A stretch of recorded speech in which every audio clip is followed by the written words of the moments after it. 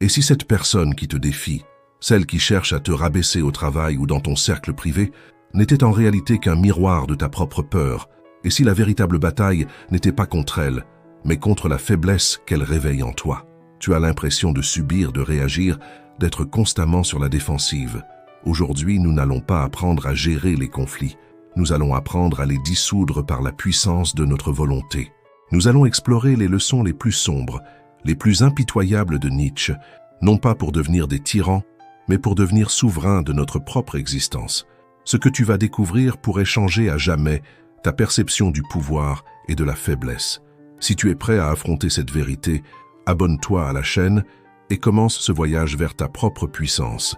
Nous connaissons tous cette situation, ce sentiment âcre, presque physique, lorsque quelqu'un nous défie. Je ne parle pas d'une confrontation ouverte, d'un débat honnête. Je parle de ce défi insidieux, ce collègue qui, lors d'une réunion, sourit en faisant une remarque qui, sous couvert d'humour ou de critique constructive, vise directement à saper ton autorité ou à dévaluer ton travail acharné. Ou peut-être cet ami ou ce membre de la famille qui répond à ton succès ou à ton bonheur par un silence lourd ou par un compliment empoisonné. Tu as de la chance, toi, tout te réussit. Dans l'instant, tu ressens une montée de colère ou peut-être de confusion. Tu te demandes si tu as mal interprété. Tu commences à douter de toi. A-t-il raison? Suis-je arrogant? Est-ce que je ne mérite pas ce que j'ai? Si c'est le cas, ils ont déjà gagné la première manche. Ils t'ont forcé à descendre dans leur arène, une arène construite non pas sur la force, mais sur la frustration. Nietzsche avait un mot pour cela, le ressentiment. C'est un concept fondamental pour quiconque veut comprendre la dynamique du pouvoir humain. Le ressentiment n'est pas de la colère. La colère est une émotion active, chaude, qui peut être une force de changement. Le ressentiment est un poison froid. C'est la colère de l'impuissant. Une colère qui n'a pas pu s'exprimer et qui a commencé à pourrir de l'intérieur. La personne qui te défie par le ressentiment est une personne qui souffre de sa propre faiblesse. Elle te voit comme la cause de son malaise. Ton succès, ta confiance ou simplement ton existence lui rappelle ce qu'elle n'est pas ou ce qu'elle croit ne pas pouvoir être. Parce qu'elle ne peut pas s'élever à ton niveau par la création, elle va tenter de te rabaisser à son niveau par la destruction. Et comment le fait-elle? Elle utilise la morale. C'est là que Nietzsche est génial et impitoyable. L'homme du ressentiment inverse les valeurs. Si tu es fort, il te dira que tu es un tyran. Si tu es indépendant, il te dira que tu es égoïste. Si tu es passionné par ton travail, il te dira que tu es un obsédé qui néglige les choses vraiment importantes. Sous-entendu, les choses qu'il valorise, lui. Il ne peut pas dire « je suis jaloux de toi ». Alors il dit « tu n'es pas juste ». Il ne peut pas dire « ton succès m'humilie ».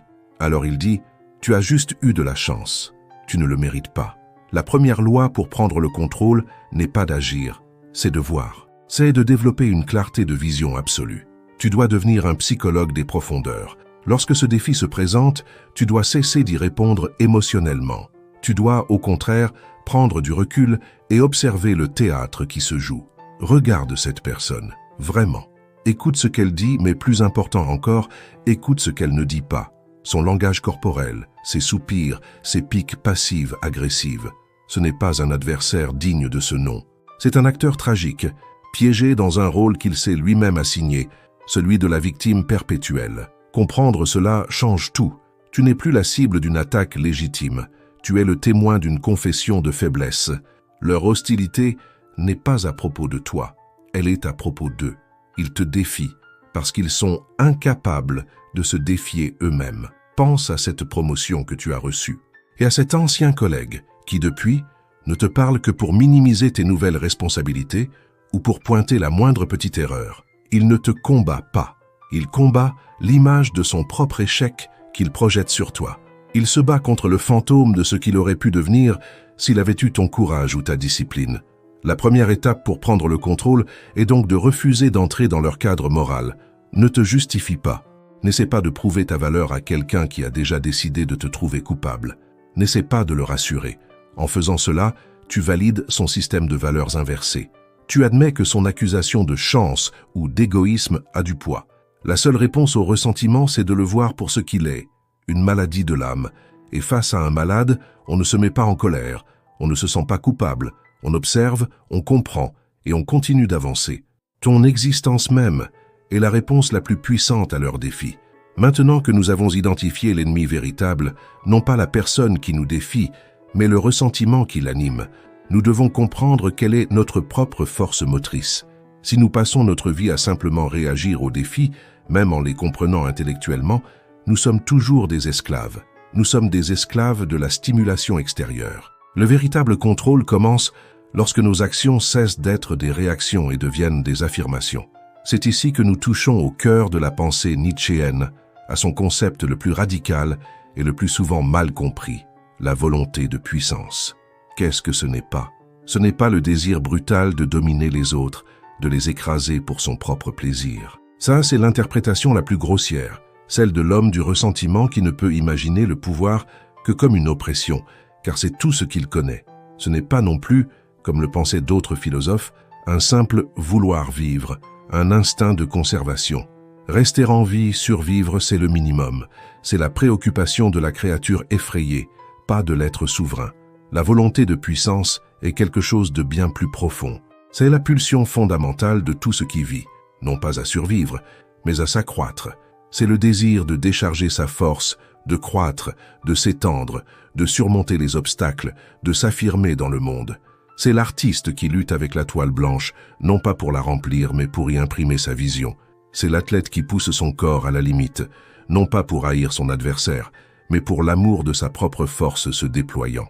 La personne qui te défie par ressentiment manque de cette volonté affirmative. Sa volonté est négative. Elle cherche à nier, à réduire, à limiter. Toi, tu dois devenir l'inverse. Tu dois devenir une force d'affirmation. Concrètement, qu'est-ce que cela signifie dans ta vie quotidienne, face à ce collègue ou ce rival? Cela signifie que ton objectif principal dans la vie ne doit plus jamais être d'éviter les problèmes, ou d'être en paix, ou que tout le monde s'entende bien. Ces objectifs sont passifs. Ils te placent en position de faiblesse, attendant que le monde extérieur te donne la permission d'être tranquille. Ton objectif doit être d'affirmer ta propre puissance. Imagine que tu mènes un projet important. Ce collègue commence sa sape, ses critiques voilées. La réaction de la faiblesse, c'est de se justifier, de chercher son approbation ou de l'éviter. La réaction du ressentiment, ce serait de chercher à le saboter en retour. L'affirmation de la volonté de puissance, c'est autre chose.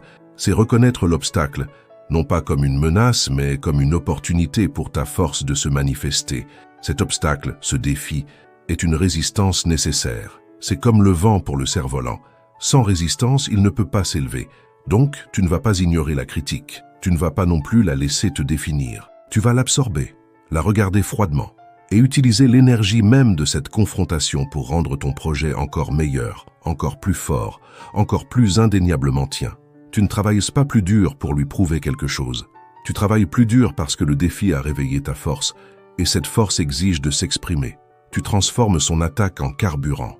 Ta réponse n'est pas une note de service passive-agressive. Ta réponse, c'est l'excellence écrasante de ton résultat final. Ta réponse, c'est de créer quelque chose de si solide que sa critique semble soudain ce qu'elle a toujours été, petite et sans pertinence. Prendre le contrôle sur ceux qui te défient, c'est cesser de jouer à leur jeu. Leur jeu, c'est la politique de bureau, les ragots, la culpabilisation. Ton jeu, c'est la création, la croissance, l'expansion. Tu dois devenir si occupé à construire, à t'élever, à affirmer ta propre vision du monde, que leurs tentatives pour te tirer vers le bas deviennent de simples bruits de fond. La volonté de puissance, c'est dire oui à sa propre force. C'est choisir d'être la cause et non l'effet. Lorsque quelqu'un te défie, il te demande implicitement « Es-tu une cause ou un effet ?» Il parie que tu es un effet, que sa petite pique suffira à te faire dérailler, à te faire douter, à te consumer en colère stérile. Prouve-lui le contraire. Ne lui réponds pas. Réponds au défi de l'existence. Canalise cette énergie de friction, non pas contre lui, mais en toi. Utilise-la pour polir ton esprit, pour renforcer ta détermination, pour affûter ton travail. Il voulait te distraire, mais il n'a fait que te concentrer. Il voulait t'affaiblir, mais il n'a fait que te donner une nouvelle occasion de découvrir ta propre puissance. C'est la première loi. Ne sois pas une réaction, sois une affirmation. Nous avons vu la nature du ressentiment et la nécessité d'opposer notre propre volonté de puissance affirmative. Mais il reste une faille béante par laquelle l'ennemi s'engouffre systématiquement. Pourquoi la critique de cet autre, de cet être que nous avons pourtant identifié comme faible et réactif, nous touche-t-elle encore? Pourquoi son sarcasme ou son jugement passif-agressif parvient-il encore à gâcher notre journée, à nous faire douter l'espace d'un instant? La réponse est douloureuse. C'est parce que nous ne sommes pas encore souverains dans notre propre royaume. La personne qui te défie n'a, en réalité, aucun pouvoir sur toi. Le seul pouvoir qu'elle possède est celui que tu lui donnes. Et tu lui donnes ce pouvoir parce qu'une partie de toi est toujours en quête de validation extérieure. Nous sommes dressés depuis l'enfance à externaliser notre jugement. Nous regardons nos parents pour savoir si nous avons été gentils. Nous regardons nos professeurs pour savoir si nous sommes intelligents. Nous regardons nos patrons pour savoir si nous sommes compétents. Et nous regardons nos pères, ce troupeau dont parlait Nietzsche, pour savoir si nous sommes normaux. L'individu souverain, le surhomme nietzschéen, qui n'est pas un tyran, mais un créateur de valeur, est celui qui a brisé cette chaîne. Il est celui qui a cessé de demander au monde la permission d'être lui-même. Il est devenu son propre juge. C'est la deuxième loi, et elle est peut-être la plus difficile de toutes. Pour prendre le contrôle sur ceux qui te défient, tu dois cesser d'être contrôlé par eux. Et pour cesser d'être contrôlé par eux, tu dois cesser d'être contrôlé par ton propre besoin d'approbation. Lorsque ce collègue critique ton projet, il ne fait pas que parler. Il active le tribunal qui siège en permanence dans ton esprit. Sa voix extérieure ne fait que donner la parole à ton juge intérieur, celui qui murmure. Et s'il avait raison? Et si tu n'étais qu'un imposteur? Et si tu échouais et que tout le monde voyait ta faiblesse? La maîtrise de soi, au sens nietzschéen, ce n'est pas se retenir, c'est se dépasser. C'est un acte de guerre contre ses propres faiblesses, ses propres peurs, ses propres doutes. Comment faire? D'abord, par une honnêteté absolue.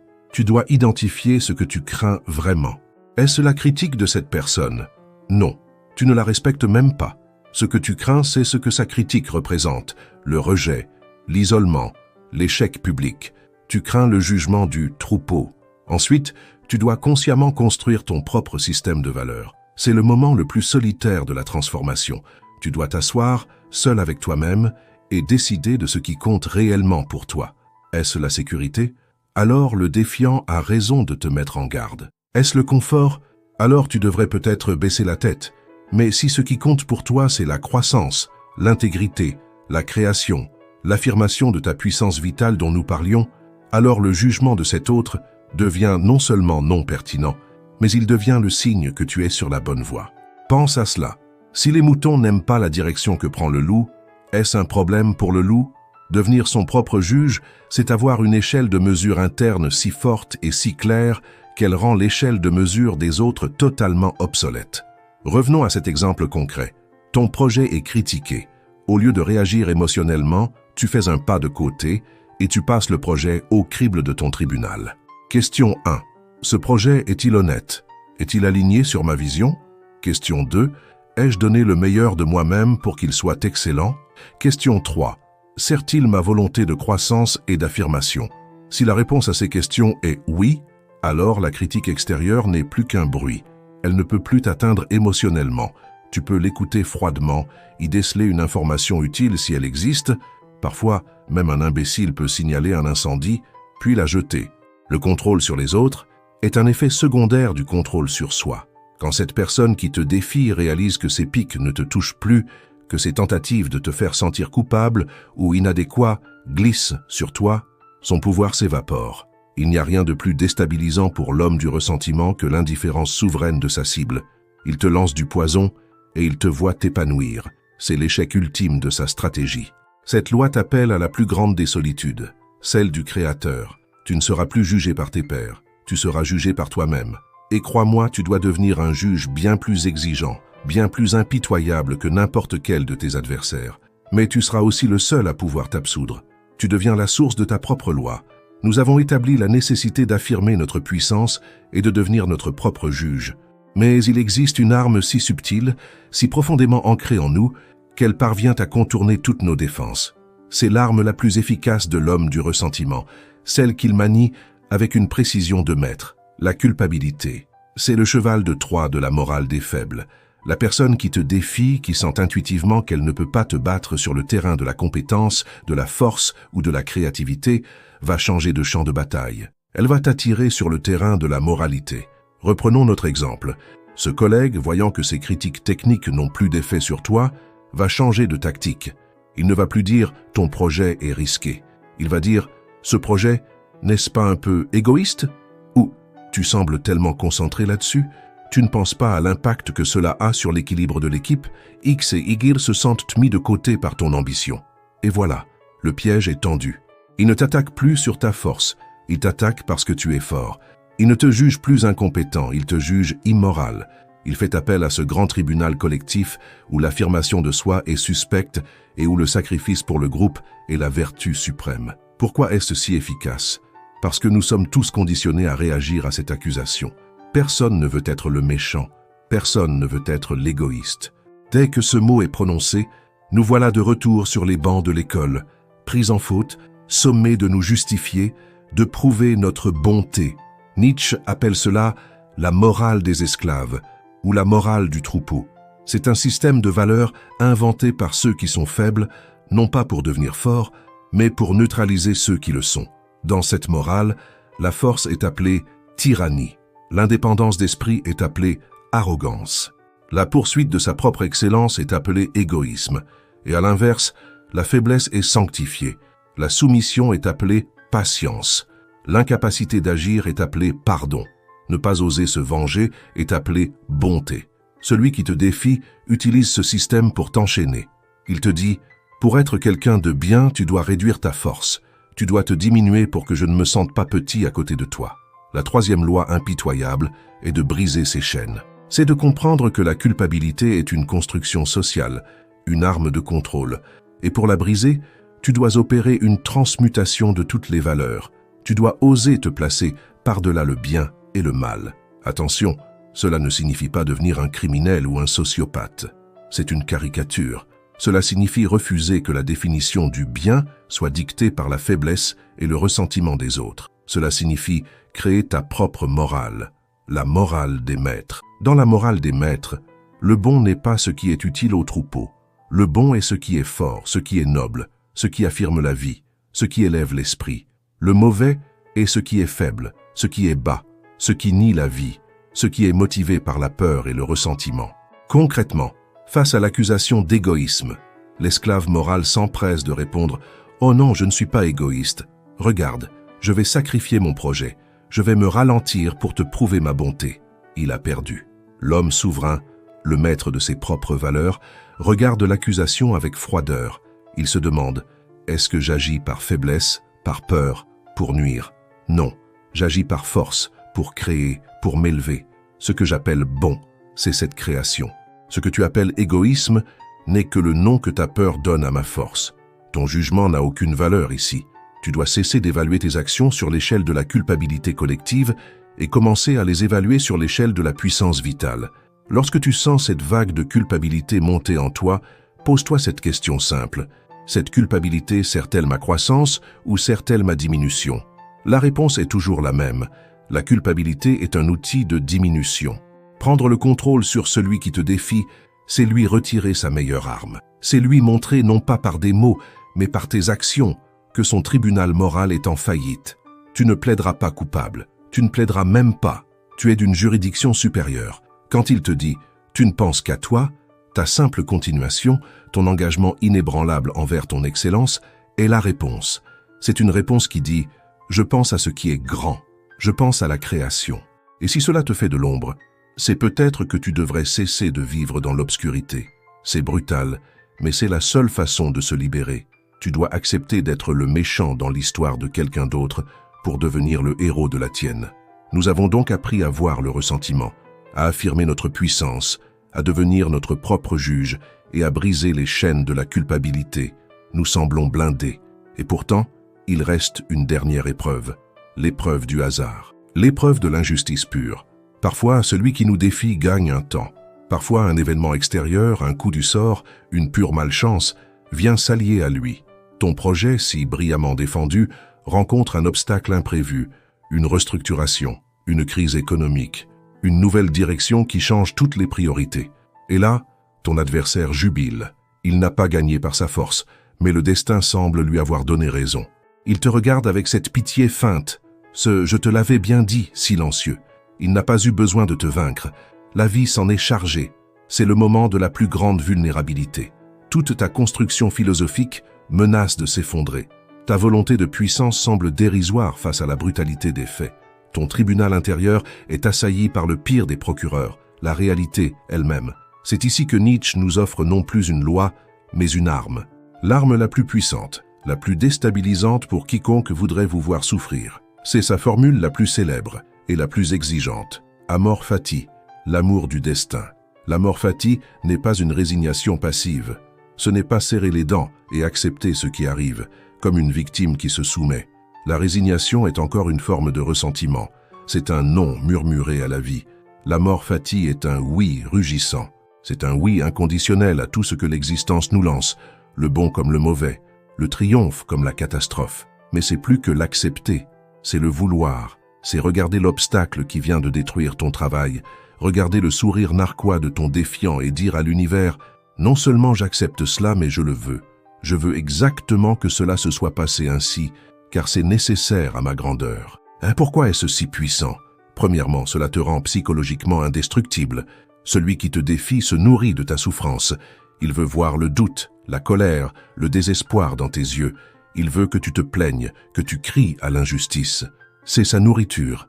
Si au lieu de cela, il te voit embrasser l'échec, non pas avec un faux sourire, mais avec une intensité renouvelée, s'il te voit analyser la catastrophe avec une curiosité froide, comme un sculpteur qui regarde un nouveau bloc de marbre brut, il est décontenancé.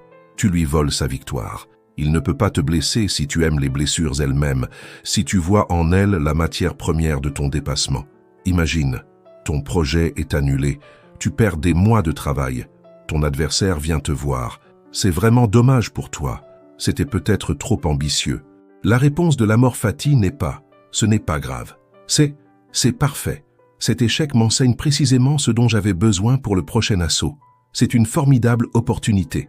Tu ne le dis pas pour le convaincre. Tu le dis parce que tu le penses. Tu choisis de faire de cet événement non pas une fin mais un élément crucial de ton scénario. Deuxièmement, l'amor fati te libère de la tyrannie du « et si ». L'homme faible vit dans le passé et le futur. Si seulement je n'avais pas fait ça, si seulement il ne m'avait pas trahi. C'est un enfer mental. L'amor fati te ramène brutalement au seul moment qui existe, le présent. Le passé est fixé. Il n'y a rien à y changer. Tu ne peux pas souhaiter qu'il ait été différent sans souhaiter que l'univers entier soit différent. Tu dois vouloir ce qui est. Cette loi est l'ultime affirmation de la volonté de puissance. Ta puissance n'est plus seulement de créer, elle est de vouloir la réalité telle qu'elle est dans sa totalité. Face à celui qui te défie, l'amor fati est l'arme de dissuasion absolue. Car comment contrôler quelqu'un qui ne se plaint de rien? Comment manipuler quelqu'un qui trouve sa force dans les obstacles mêmes que tu mets sur son chemin? Comment faire culpabiliser quelqu'un qui voit dans l'injustice une nécessité de son propre destin? C'est impossible, tu deviens comme l'eau. Il peut te frapper mais il ne te blesse pas. Il peut essayer de te contenir, mais tu prends la forme de l'obstacle et tu continues d'avancer. La prochaine fois que tu es défié, que tu subis un revers, une injustice qui semble donner raison à tes détracteurs, ne résiste pas, ne te plains pas, ne te justifie pas. Regarde la situation en face et dis « Je l'ai voulu ». Et maintenant, demande-toi « Puisque j'ai voulu cela, quelle force nouvelle cela va-t-il me forcer à développer ?» C'est l'amour du destin. Non pas subir, mais vouloir ce qui nous forge. Nous avons traversé le feu, nous avons disséqué le ressentiment de l'autre, affirmé notre propre puissance, bâti notre tribunal intérieur, brisé les chaînes de la culpabilité et même appris à aimer le destin qui nous frappe. Maintenant, il est temps de synthétiser tout cela en une dernière loi. Car à quoi sert cette compréhension profonde si elle ne se traduit pas dans nos actions quotidiennes? Cette loi finale est celle de l'action souveraine et de l'indifférence noble. Jusqu'à présent, nous étions encore, d'une certaine manière, en relation avec celui qui nous défie. Nous l'analysions, nous utilisions sa résistance comme carburant, nous refusions sa morale. Il était encore une présence, même négative. L'étape finale de la maîtrise est de le rendre non seulement inoffensif, mais insignifiant. L'action souveraine, c'est agir non plus contre lui, non plus malgré lui, mais comme s'il n'existait tout simplement pas. C'est le passage de la réaction à la pure création. Pense à un grand artiste en train de peindre. Un critique entre dans la pièce et commence à dénigrer son travail. L'artiste peut passer par plusieurs phases. La colère, réaction. La justification, besoin de validation. Ou même l'amor fati, utiliser la critique pour s'améliorer. Mais le maître souverain, il est tellement absorbé par sa vision, tellement en communion avec son œuvre, que le bruit de la critique ne pénètre même pas sa conscience. Il continue de peindre. Son action n'est pas une réponse aux critiques, elle est une réponse à sa propre nécessité intérieure. C'est cela que tu dois devenir dans ta propre vie. Celui qui te défie n'est plus un adversaire, il est un bruit de fond, il est un élément du décor. L'action souveraine signifie que ta trajectoire est désormais dictée uniquement par ta volonté de puissance et ton propre jugement, loi 2 et 3. Tu ne prends plus tes décisions en fonction de ce qu'il va penser ou faire. Tu ne cherches plus à lui prouver tort, ni même à lui montrer ta force. Tu poursuis ton but avec une concentration de laser, non pas parce que c'est difficile, mais parce que c'est ton but. Et que se passe-t-il lorsque cet individu tente de revenir à la charge? Que faire quand il te lance une nouvelle pique? Voyant que tu lui échappes, c'est là qu'intervient l'indifférence noble. Ce n'est pas une indifférence feinte, agressive, celle de quelqu'un qui dit « je m'en fiche » tout en bouillant à l'intérieur. Ce n'est pas le mépris, qui est encore une forme d'attachement émotionnel. Le mépris signifie que tu accordes encore à l'autre assez d'importance pour le juger inférieur. L'indifférence noble est ce que Nietzsche associerait à l'aristocrate de l'esprit. C'est une distance naturelle, sans effort.